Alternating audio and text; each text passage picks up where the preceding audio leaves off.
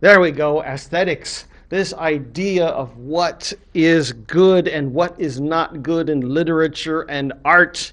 What are our rules for what makes good literature, what makes good art?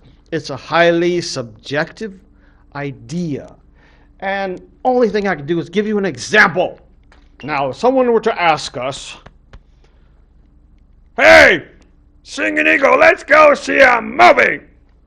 The first thing we're going to say is, well, what's it about? Because, you see, if there's not at least one robot, one monster, one spaceship, one ghost in it, I don't want to see it.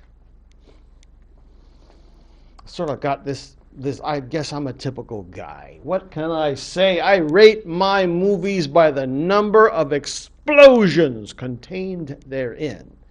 Or as I'm also fond of saying, I got enough drama in my own life. Why do I want to watch somebody else's boring drama? Which is, why I don't do rom-coms and real life stories. Or maybe a good cartoon will do well as well. Now, this is, like I said, highly subjective. We all have our own taste in what makes a good story, or in the case of movies, what makes a good movie. And we sometimes say in modern days, don't yuck my yums, right? So my yums, personally me, and I hate to say me, I all the time, is monsters, explosions, spaceships, robots, right? Okay. So others in the class, you might have the number of kisses contained therein, or I don't know, who done it crime stuff, whatever it is. Well, relates really, it plugs really well into the concept of literature itself. Now, we have a definition. And it kind of reminds me of that old Dead Poet Society with the late Robin Williams, if you know what I'm talking about. Day one of class, they're trying to define poetry, and he says, "Rip it out." Remember that scene? I should post it for you guys sometime on e-learning, where he takes issue with Mr. Pritchard, the guy who wrote the preface of his textbook, and he's teaching these kids about what constitutes poetry, and it's a really, really rigid definition where they have to measure poetry, and he found it quite odious. Similar thing. Some professors, especially us natives, we might find this definition odious. Why? Let's read it together. Literature. Written works, especially those considered of superior or lasting artistic merit. Ah, isn't that lovely? Well, as you can already feel the thesis warming up, we natives are going to have an issue with this definition. We've got some problems, sir. Why? Well, because defining literature is almost like trying to define love.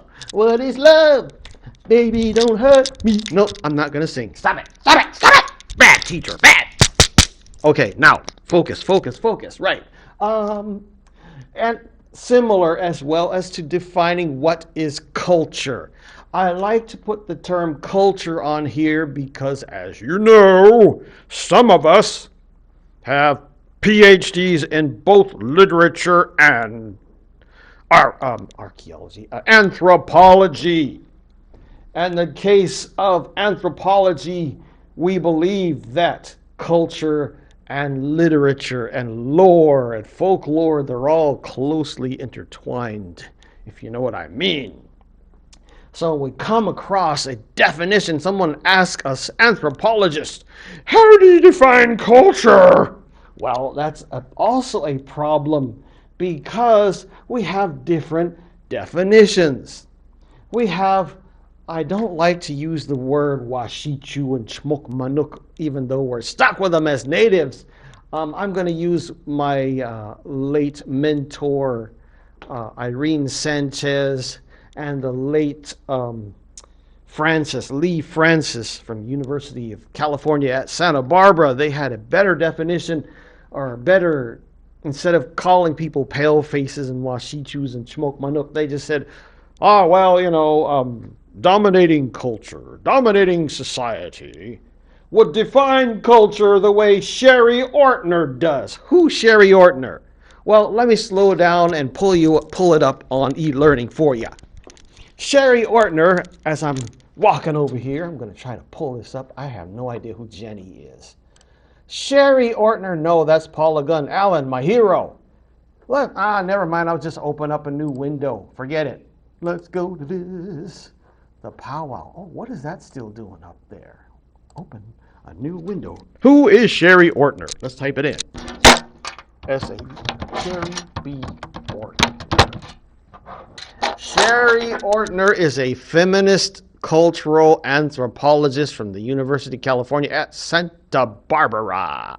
And she wrote way back in the 70s an article called, here it is, by the way. I got to slow down and explain this in a way where it says here on e-learning week 2. If you scroll down to Ortner versus Allen, you can actually read what's going on.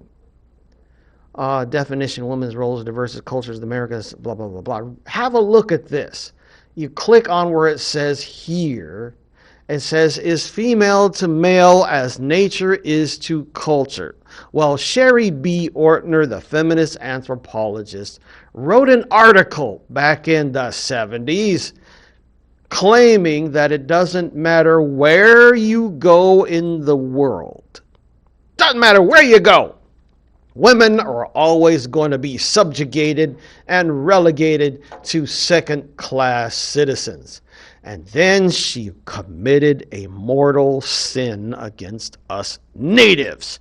She said, look, even the Indians who like to brag that they're more egalitarian or gender egalitarian, even they subjugate their women.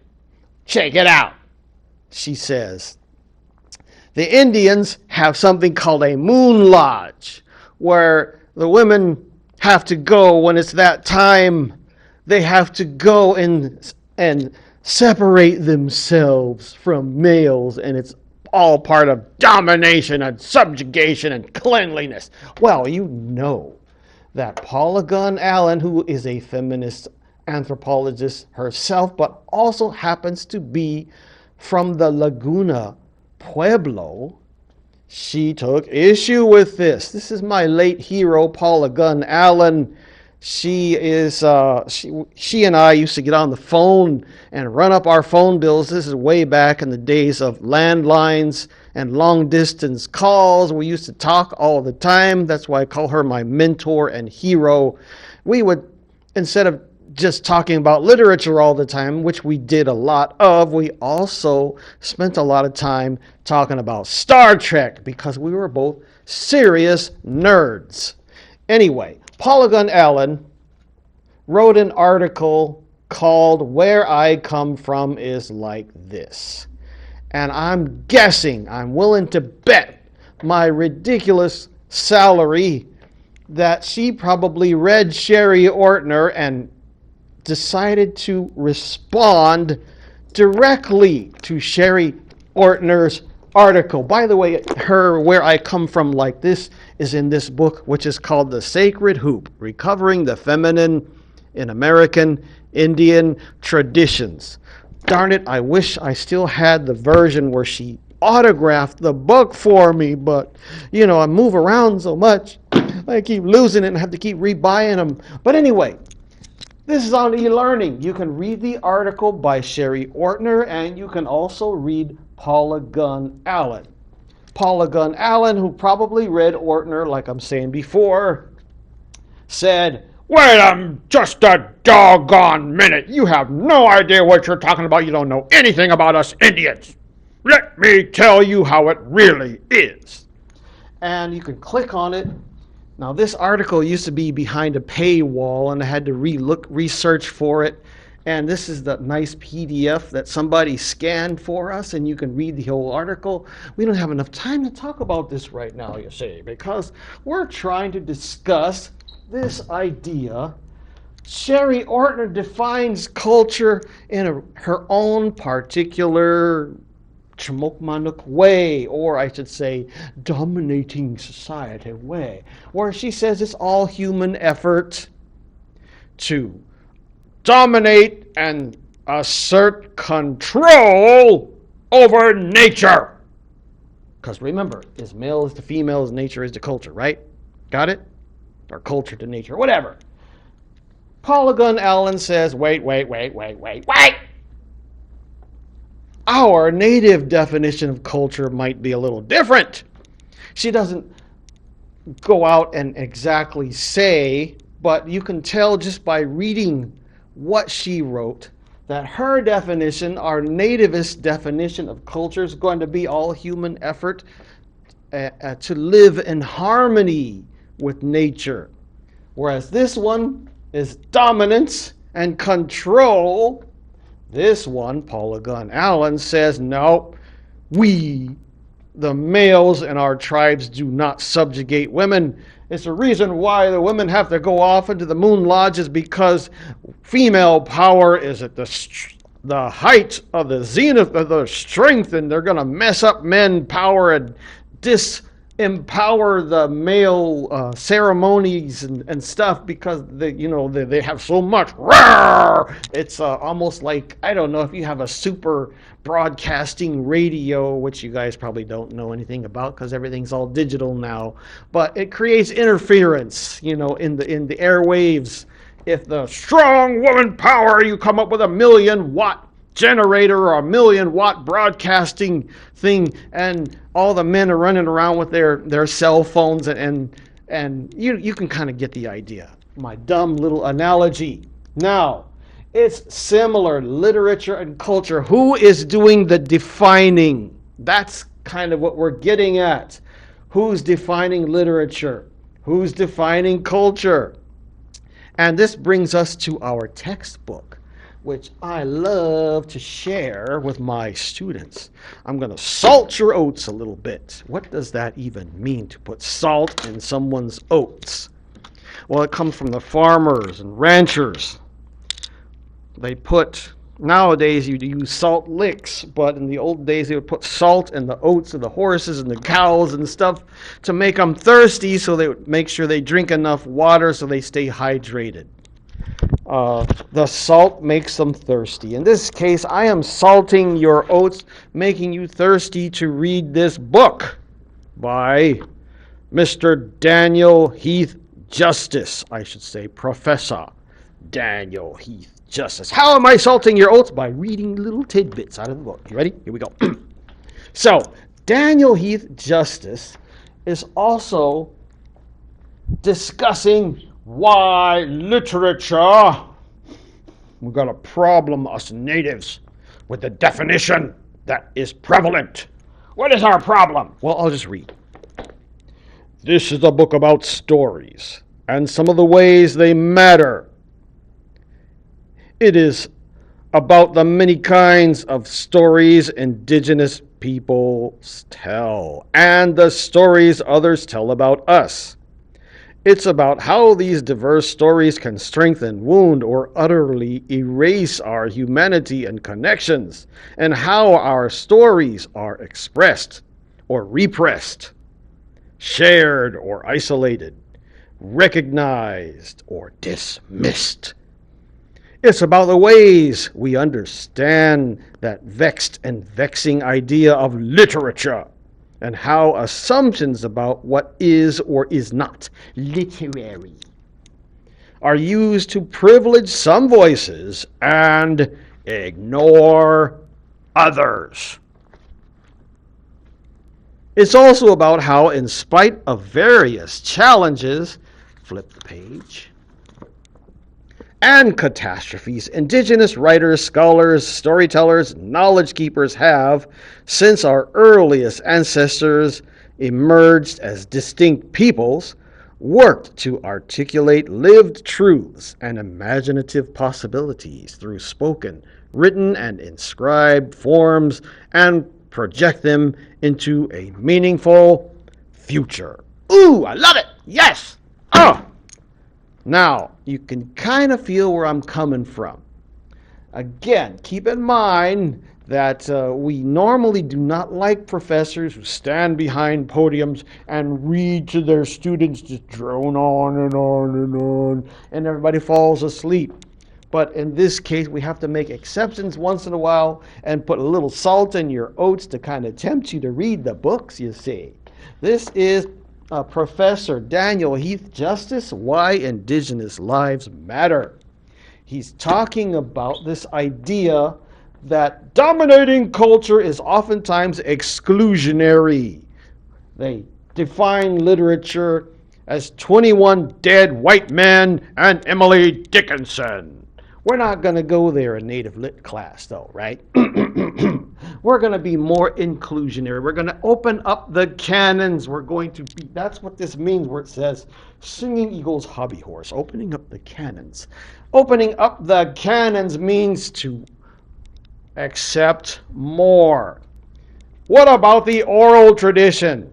Can we include that as literature? Dominating culture would say no.